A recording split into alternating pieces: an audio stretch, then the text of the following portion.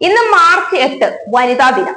ഓരോ ദിനങ്ങളിലും ചോദിക്കാറുണ്ട് ഇങ്ങനെ ഒരു പ്രത്യേക ദിവസത്തിന്റെ കാര്യമുണ്ടോ എന്ന്. പക്ഷേ വനിതാ ദിനത്തിൽ ഈ ഒരു ചോദ്യം പ്രസക്തമല്ല. കാര്യം വനിതകൾക്ക് വേണ്ടി ഒരു ദിവസമെങ്കിലും വേണമല്ലോ. തുല്യതയും സമത്വവും ശാക്തീകരണവും ഒക്കെ പറയുമ്പോഴും സ്ത്രീകളെല്ലാം ഇന്നും അടുപ്പിൻ ചോട്ടിലും ഓട്ടപ്പാച്ചിലും തന്നെയാണ്.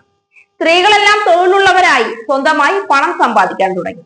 പക്ഷേ തൊഴിലിന് പോകണമെങ്കിൽ രാവിലെ ഉറങ്ങിക്കിടക്കുന്ന ഭർത്താവിന് ചായ ഉൾപ്പെടെ വീട്ടിലെ വൈകുന്നേരം വരെയുള്ള പണികൾ തീർത്തു വെക്കണം. ഓഫീസും ജോലിയും കഴിഞ്ഞ് വന്നാലും ഉത്കണ്ഠ അവൾക്കു മാത്രമാണ്. അത്താഴം തയ്യാറാക്കാനും കുട്ടികളെ പഠിപ്പിക്കാനും വസ്ത്രം അലക്കാനും അവളെ കാത്തിരിക്കുന്ന ജോലികൾ പിന്നെയും ബാക്കിയാണ്. സ്വയം തൊഴിലും സമ്പാദ്യവും മാത്രം പോരല്ലോ, വിശ്രമിക്കാൻ നേരവും പെണ്ണിന് അവകാശപ്പെട്ടതല്ലേ. ഉറക്കത്തിന് പോലും ലിംഗഭേദമുള്ള ഒരു നാട്ടിലാണ് നാം ജീവിക്കുന്നത്.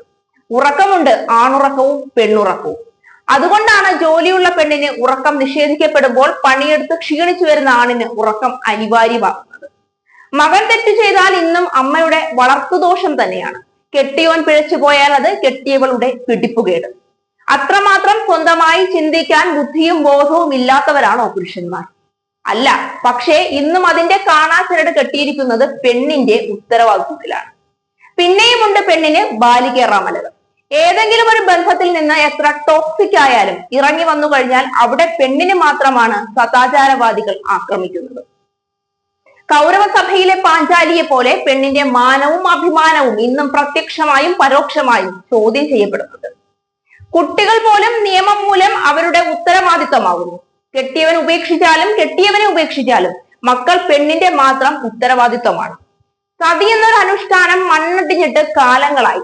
പക്ഷേ വിധവകൾ എന്നും സമൂഹം കൽപ്പിച്ചു നൽകുന്ന അരുതുകളുടെയും അതിരുകളുടെയും തീക്കൂനയിൽ തന്നെയാണ്.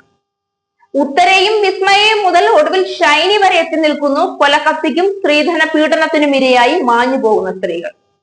ആസിഡാക്രമണത്തിൽ പരിക്കേറ്റ മുഖമുള്ളതൊക്കെയും പെണ്ണിനാണ്. മാമൂലുകളെല്ലാം പെണ്ണിനുള്ളതാണ്. വീണുപോയ ഇടത്തു നിന്ന് ഉയർത്തു വരുന്ന പെണ്ണു നേടുന്ന വിഹിതങ്ങൾ പോലും അവിഹിതത്തിന്റെ കണക്കിലാണ്. പീഡനത്തിന് പോലും പെണ്ണിന്റെ വസ്ത്രം ആണ് ഇന്നും കുറ്റവാളി. 2 പെൺകുഞ്ഞുങ്ങളെയും കെട്ടിപ്പിടിച്ച് റെയിൽപാളത്തിലിരുന്ന ഷൈനി എന്നൊരമ്മയ്ക്ക് ജനിച്ച വീടും കെട്ടിക്കേറിപ്പോയ വീടും ആശ്രയമായില്ല. പെണ്ണിന് വേണ്ടത് ചേർത്ത് പിടിക്കുന്ന മനുഷ്യരെയാണ്. ഇറങ്ങിപ്പോരേണ്ടി വരുന്ന ഓരോ സ്ത്രീക്കും ആശ്വാസവും ഉപദേശവും വളർത്തിയതിന്റെയും തിന്നതിന്റെയും കണക്കും മക്കളുടെ ഭാവിയെക്കുറിച്ചുള്ള ഉമിത്തികളുമല്ല വേണ്ടത്. മനസ്സ് ശാന്തമാകുന്നത് വരെ ഒറ്റയ്ക്കിരിക്കാൻ, ചിന്തിക്കാൻ, തീരുമാനമെടുക്കാൻ, ഉറച്ചു ചവിട്ടി നിൽക്കാൻ ഉറപ്പുള്ള മനസ്സ് പണിയാൻ ഒരു ഒറ്റ മുറിയാണ്. സ്ത്രീ ദേവി എന്നും നിലവിളക്കെന്നും ഒക്കെ വാനോളം പുകഴ്ത്തി പറയുമ്പോഴും പട്ടം പോലെയാണ് ഓരോ പെണ്ണും. ആകാശത്ത് പറക്കുമെന്ന് തോന്നും, പക്ഷേ പട്ടത്തിന്റെ കടിഞ്ഞാൺ മറ്റു കൈകളിലായിരിക്കും. സ്ത്രീക്ക് സഹനമെന്നും അമ്മയെന്നും ദേവിയെന്നും ഒരു പര്യായങ്ങളും വേണ്ട. എല്ലാ വികാര വിചാരങ്ങളുമുള്ള ഒരു പച്ചയായ മനുഷ്യനായി അംഗീകരിക്കലാണ് ഏത് സ്ത്രീയും ആഗ്രഹിക്കുന്നത്. ഈ വനിതാ ദിനത്തിൽ സ്ത്രീയെ പച്ചയായ മനുഷ്യനായി അംഗീകരിക്കാം. തുല്യത പുരുഷനൊപ്പം വികാരങ്ങളും വിചാരങ്ങളും ചിന്തകളുമുള്ള, വിശ്രമവും യാത്രകളും തന്റേതായ ഇടങ്ങളുമുള്ള വ്യക്തിയായി സ്ത്രീയെ അംഗീകരിച്ചുകൊണ്ടാവട്ടെ. തന്റെ ഇടമുള്ള സ്ത്രീയാവുക, തന്റെ ഇടമുള്ള സ്ത്രീയാവുക. വനിതാ ദിന ആശംസകൾ.